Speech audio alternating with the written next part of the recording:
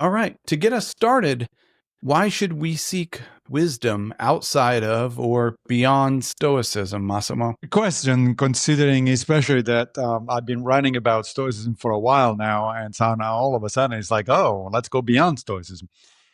Well, on the one hand, Stoicism is a very coherent, I think, fascinating and very useful philosophy of life. But it is a creation of the human mind.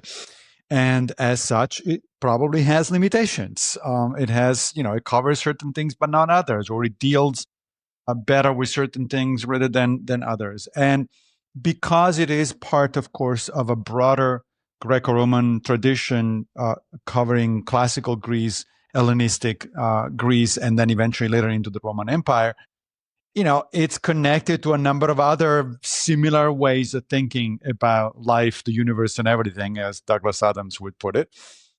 So we figured with my co-authors, Greg Lopez and Meredith Kuntz, who also are practicing Stoics, why not expand our search for wisdom, so to speak, and provide readers with a exploration, in a sense. I mean, we do use as maybe we're going to talk about it, the metaphor of three major ports within which you find different kinds of philosophies.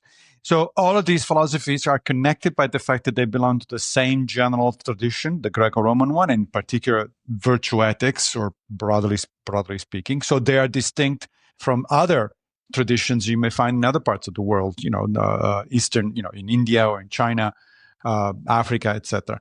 So they're kind of coherent, and yet they're different enough that it may be worth exploring them.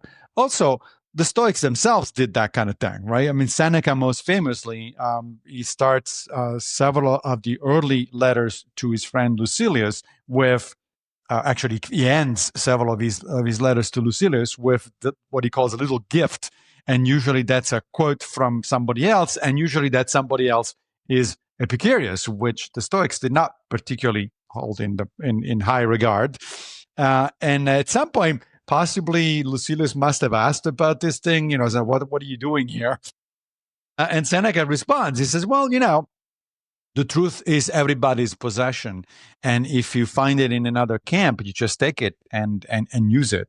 There's no reason not to go outside of one's own more or less narrow confines just because you want boundaries.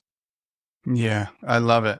And I'm really enjoying this book. And you mentioned Seneca there. He's kind of describing himself as a scout.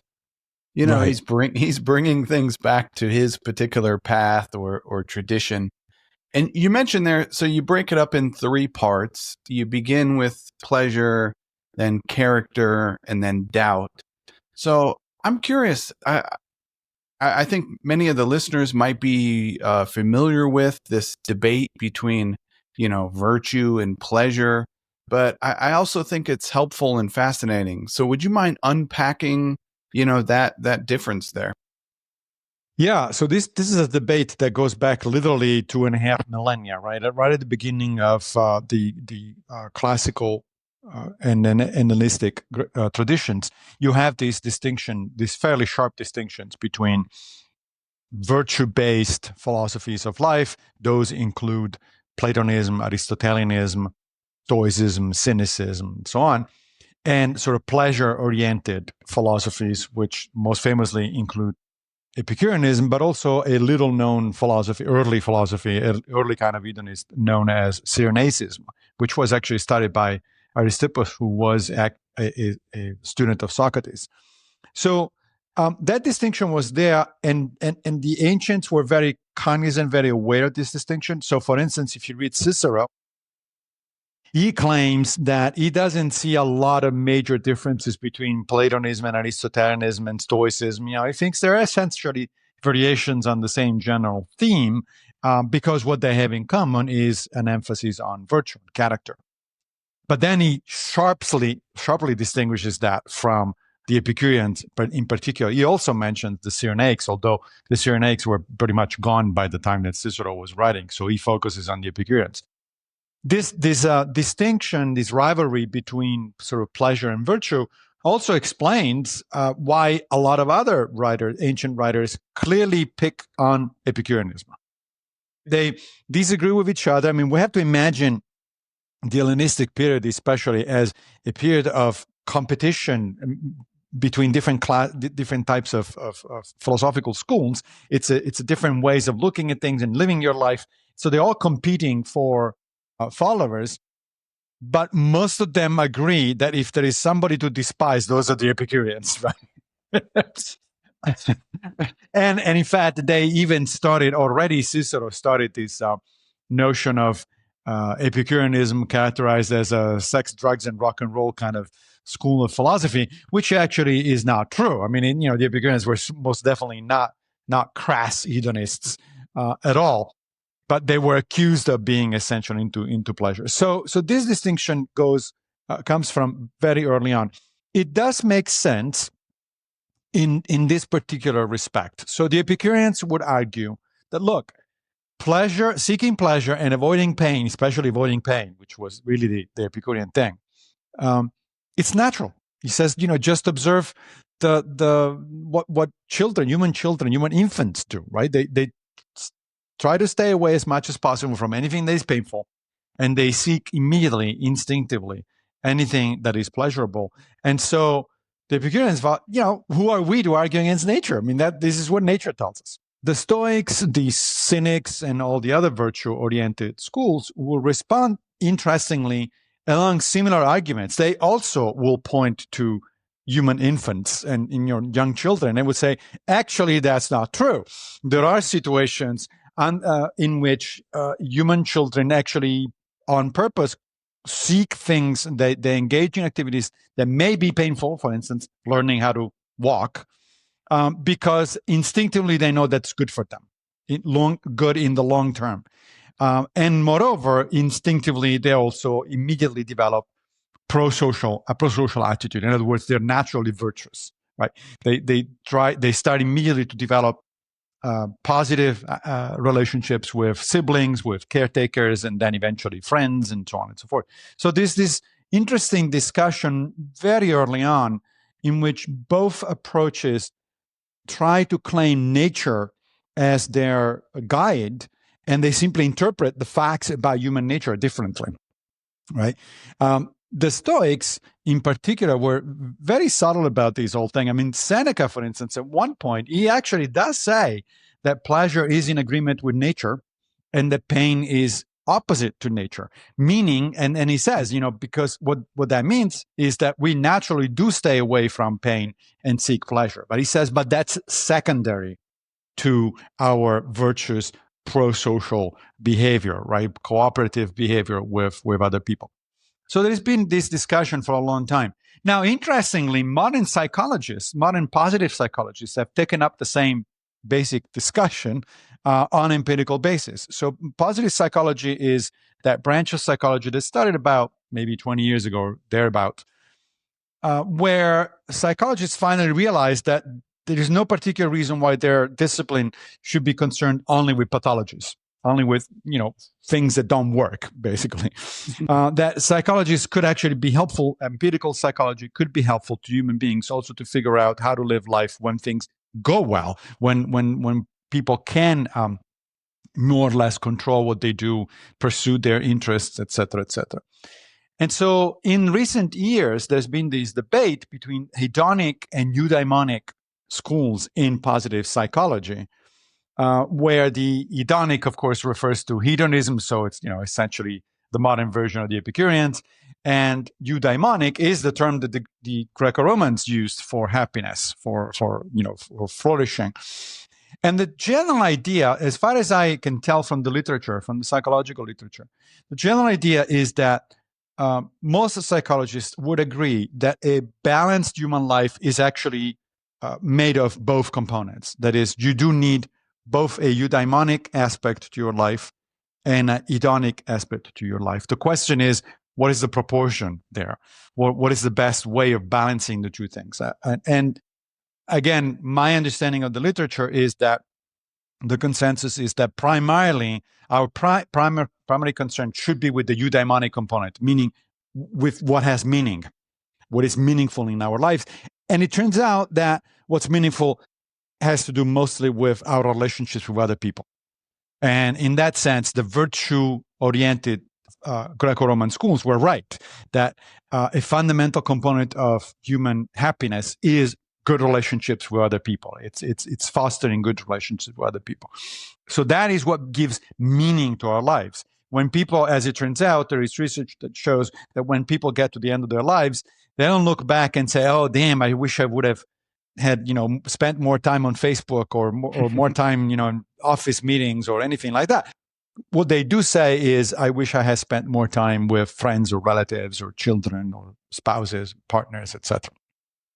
So there is a major component to a good human life is a life of meaning, and meaning comes mostly out of relationships with other people. However, hedonism, a hedonistic component, is a very good spice for life. You can still live a life worth living, as the Stoics might have put it, even if there is no pleasure in your life, right? Even if you are almost always sick and you are poor and you're not you don't have access to a lot of externals, so to speak, you may still live a meaningful life because you may still have a life of relationships with other people. You may still be helpful to other people and derive comfort and joy even from those relationships, right? But if there is a little bit of comfort and if there is a little bit of pleasure here and there, it's certainly better. It's so modern psychology seems to lean toward the notion that a good human life is mostly about eudaimonia, but with a significant amount of spicing, hedonic spicing on it. And so that's an additional reason, I think, to explore all of the Hellenistic philosophies and not just Stoicism, because the Stoics do tend to put the emphasis very much on eudaimonia and not very much on hedonia. Although, as I said, there is nothing in Stoicism that actually says that you shouldn't enjoy things. I mean, again, Seneca is the typical example. Seneca does say sometimes, go out for a walk, enjoy the company of friends, drink. He says drink even to excess. Because it may be that the occasion requires it, or it's appropriate. But don't forget, that's only what you do once in a while. That's the spice. That's not the main dish. Yeah. This reminds me a bit of a previous conversation we had that focused on philosophy as a way of life, identifying a philosophy of life. And if I remember correctly, you said something like, everyone has a philosophy of life. It's just, how good is it? How coherent, et cetera, et cetera. Would you say that if we don't intentionally identify and pick a philosophy of life, it's fair to say that the philosophy of life we're living out is more in line with the Epicurean, more in line with the pleasure path as the driving aim maybe for our actions? Yeah, I think that's fair. In fact, I would even go as far as saying that it's more in line with the Cyrenaics. The difference between the Cyrenaics and the Epicureans is that the Epicureans had a little bit more of a sophisticated notion of pleasure. They were fine with physical pleasure, but mostly they emphasized mental pleasures, by which they meant not just reading a good book, but also having a good conversation, interacting with your friends, that sort of stuff.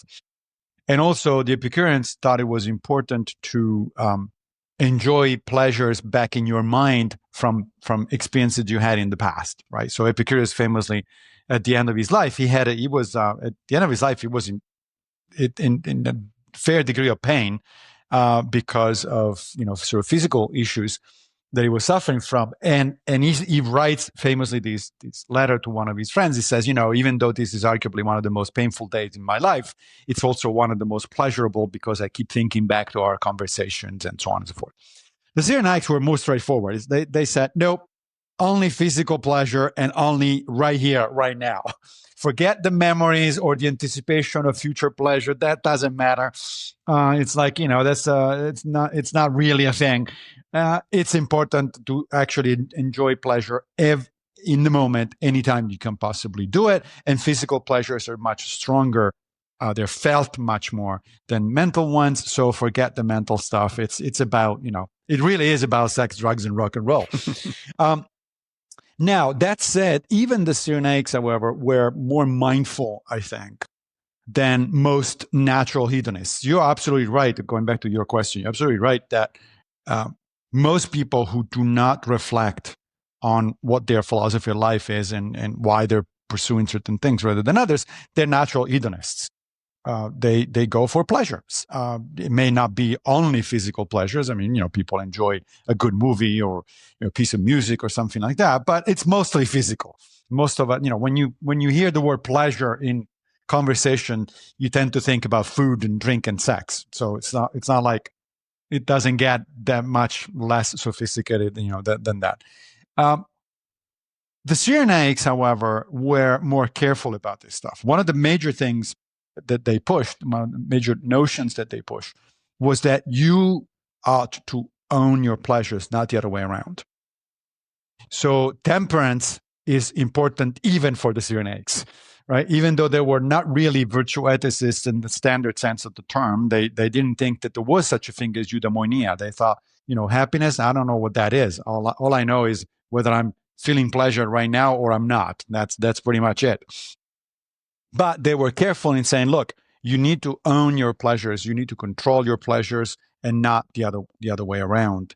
And I think that a lot of people that are not reflective, so in a philosophical sense, make that mistake, that they allow their pleasures to own them, basically, to constantly pursue pleasures for pleasure's sake.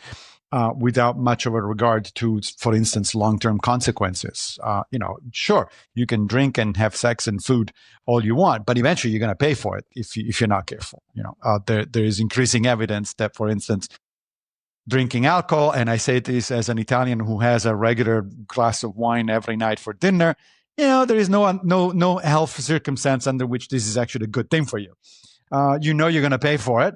But it's one thing if you're moderate about it, and then you balance the physical damage, potential physical damage, which is minor if we're talking about small quantities of alcohol, with the pleasure of company of other people, conversation, and et cetera, et cetera.